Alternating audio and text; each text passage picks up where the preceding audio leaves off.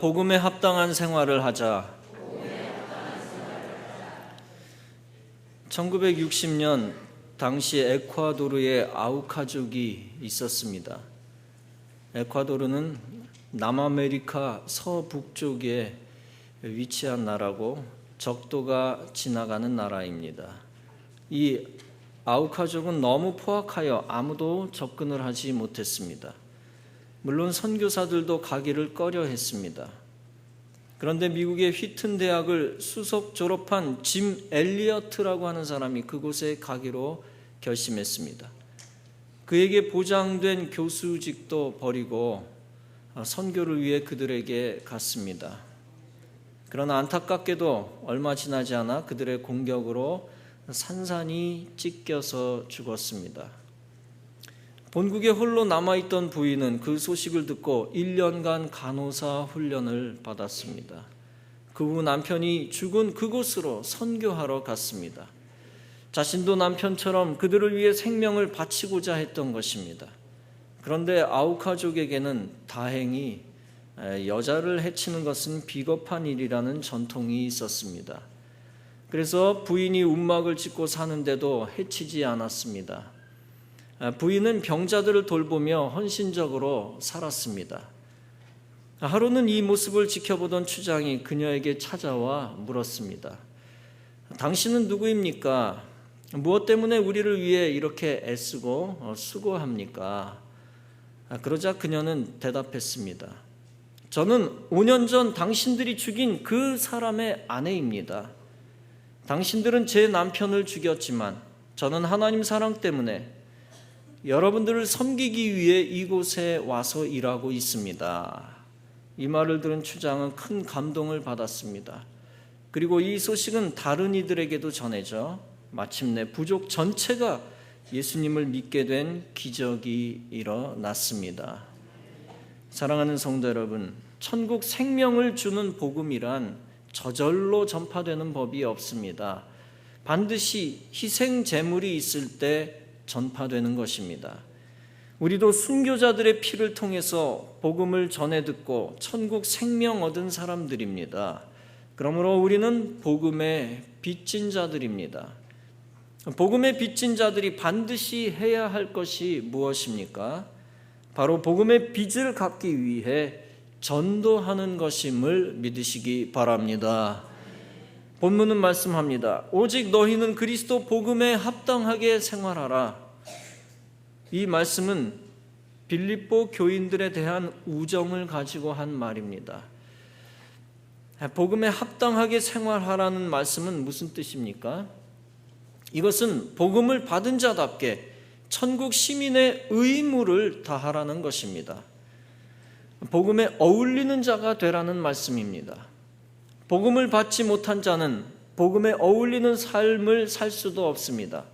십자가의 공로도 모르고 오히려 십자가를 대적하는 자와 한 덩어리가 되기도 합니다. 교회를 무너뜨리는 데 동조하며 비복음적으로 삽니다. 인간의 의로, 인간의 교만으로, 인본주의에 입각해서 삽니다. 그래서 하나님보다 물질을 의지하고 사람을 의지하고 세상의 지식으로만 살아갑니다. 마귀의 속아 비신앙적으로 살면서 비신앙적으로 속습니다. 비신앙적인 죄에 동조합니다. 생명 없는 세상 논리에 동조합니다. 반면에 복음에 합당하게 사는 자는 십자가의 은혜를 압니다. 그래서 십자가를 위해 사는 사람과 한 덩어리가 됩니다. 교회를 부흥시키는 데 애쓰고 복음적으로 삽니다. 인간의 의를 내세우지 않고 겸손하며 하나님 중심 신본주의로 살아갑니다. 보이는 세상의 물질이나 사람이나 세상 지식을 의지하기보다는 하나님을 의지합니다. 마귀를 항상 물리치며 죄를 이기며 삽니다.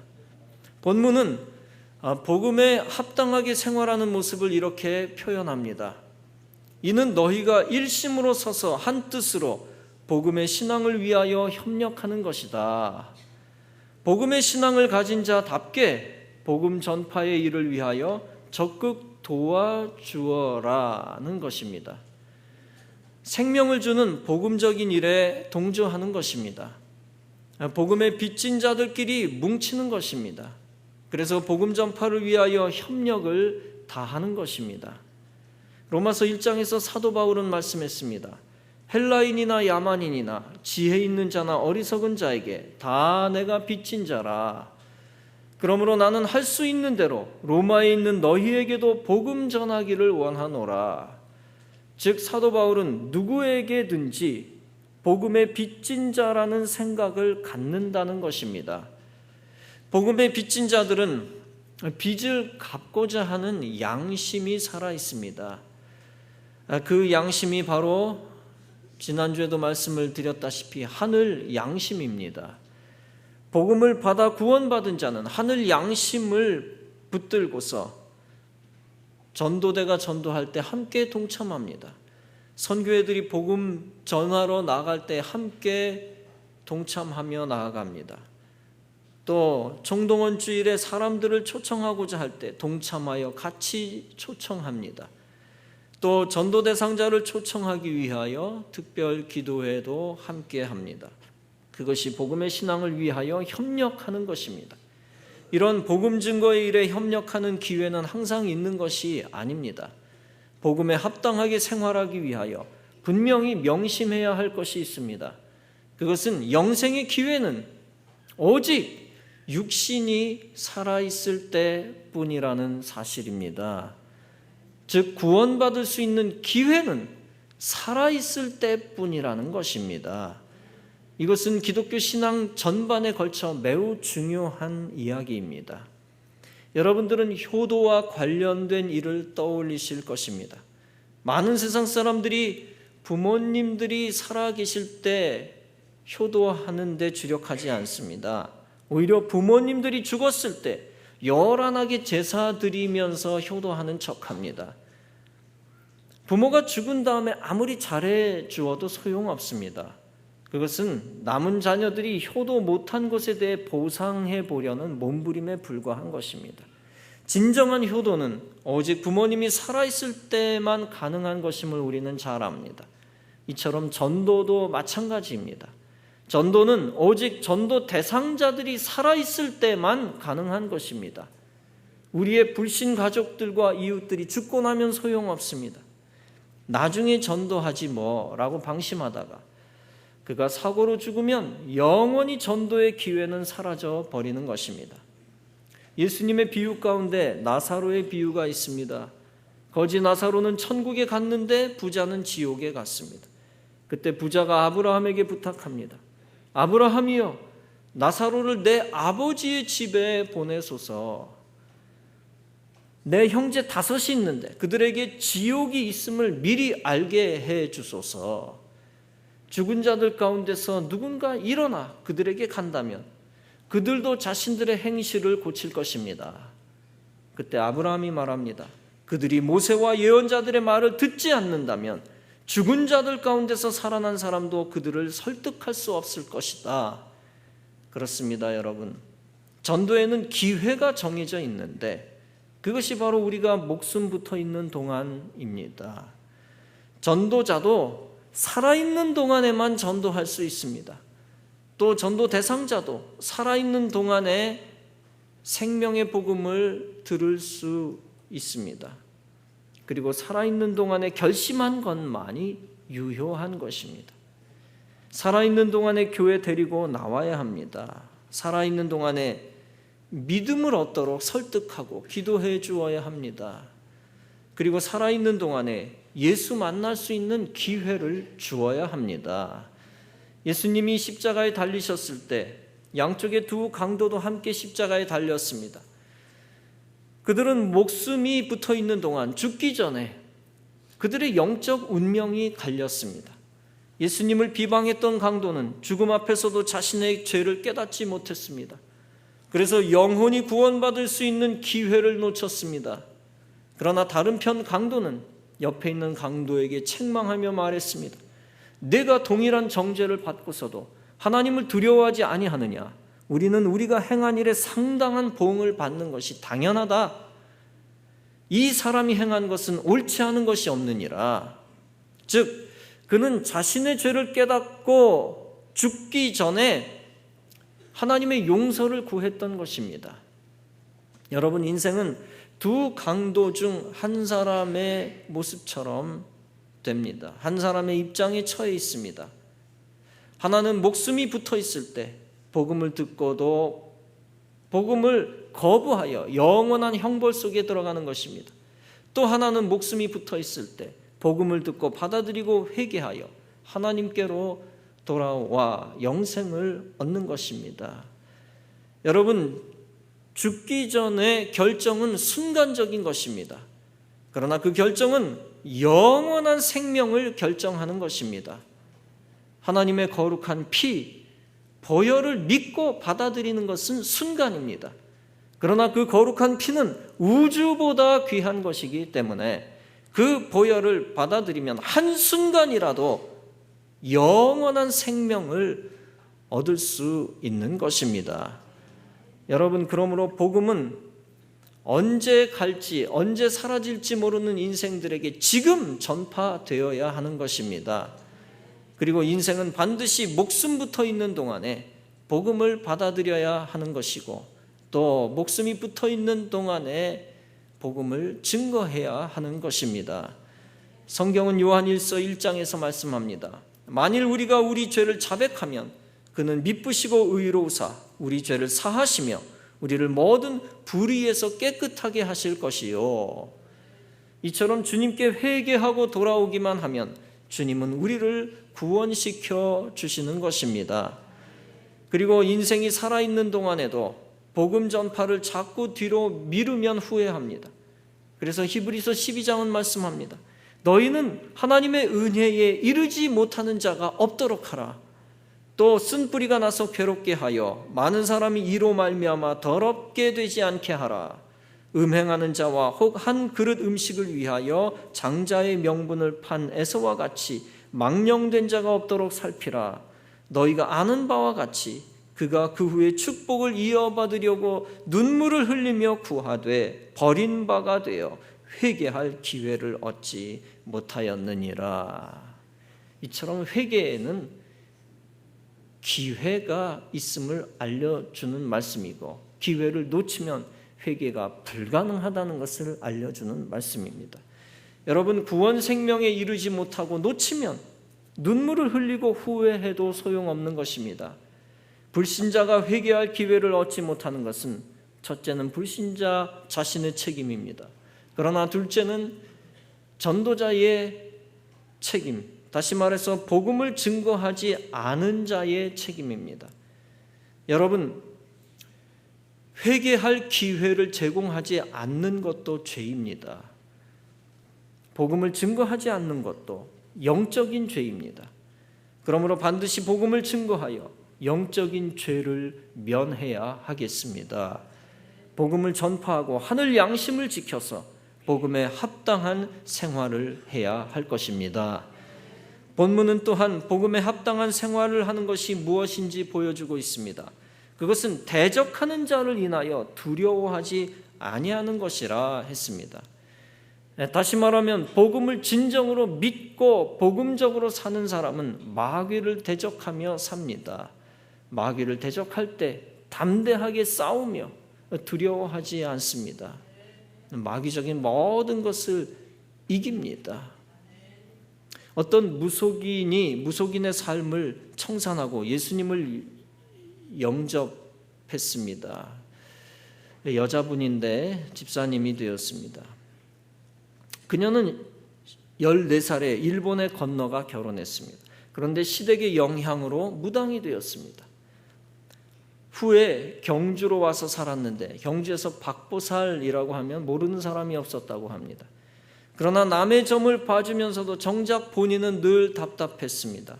시집간 지 17년 된 큰딸에게 아이가 없었기 때문입니다. 큰 굿을 수십 번 해도 효과가 없었습니다.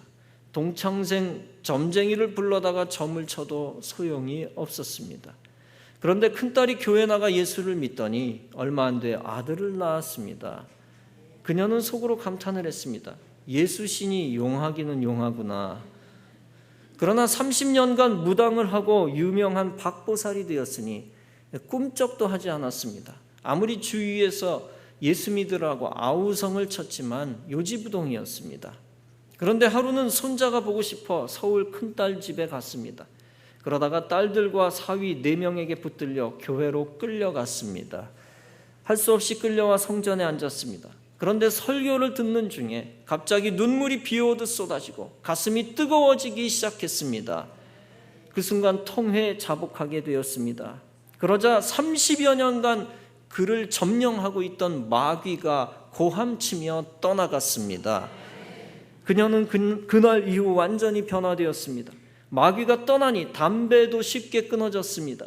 그리고 아무리 노력해도 아무런 점이 처지지를 않았습니다. 주님 안에서 새로 태어난 그녀는 이제 만나는 사람마다 예수님을 믿어야 살 수 있다고 외치는 전도자로 변화되었던 것입니다. 사랑하는 성도 여러분, 과거에 어떤 삶을 살았어도 예수 안에서는 아무 상관이 없습니다.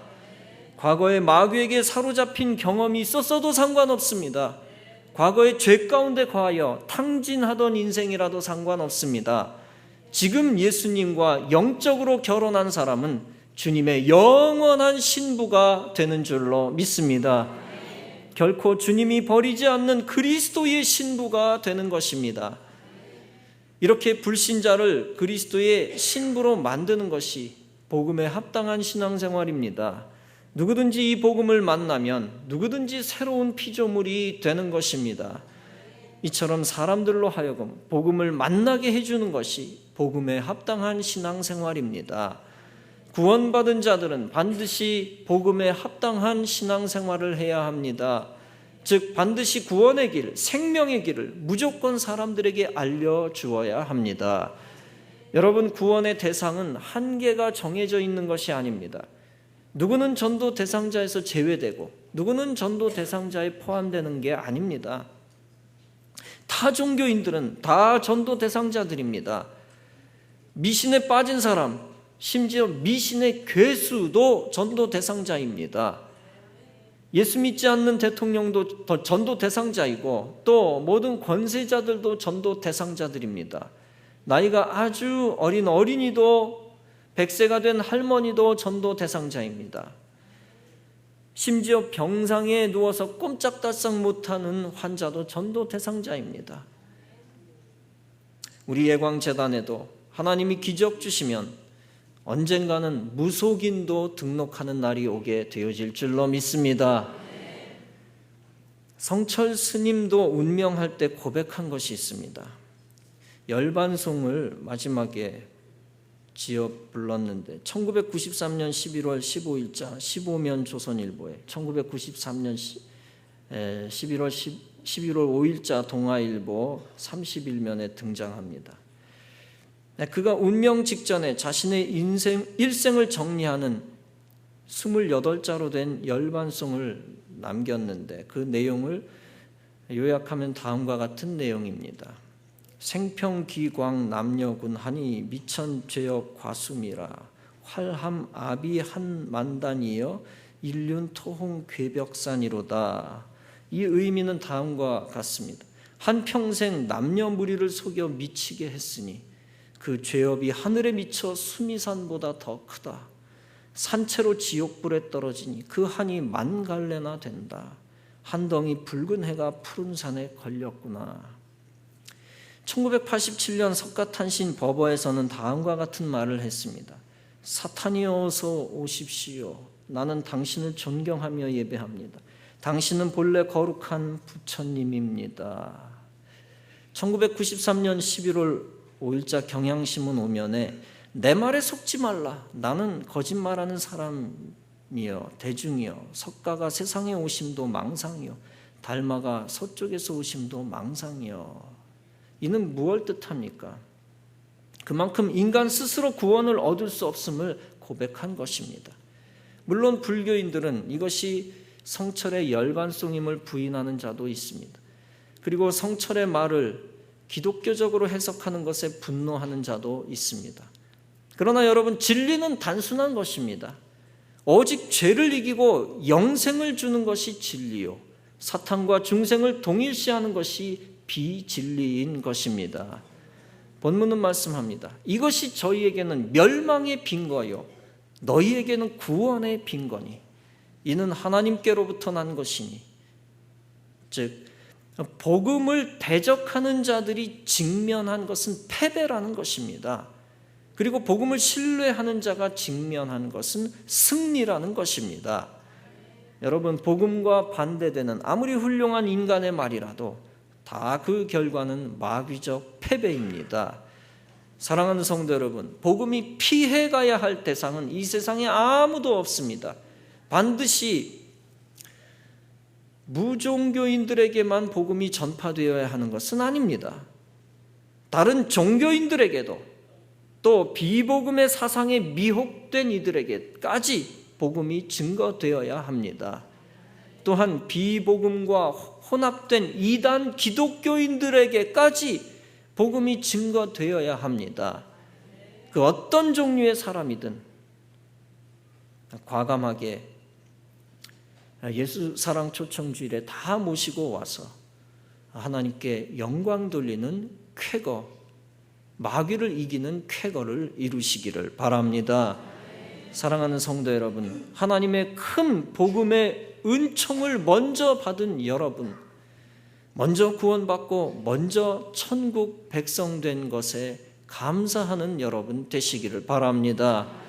그러나 천국 백성 된 것으로만 자족하지 말고 생명의 복음을 미혹된 자에게 계속 나누어 주어 그들을 교회로 이끌어 여러분들이 복음에 합당한 생활을 하시는 것을 증명하시기를 바랍니다.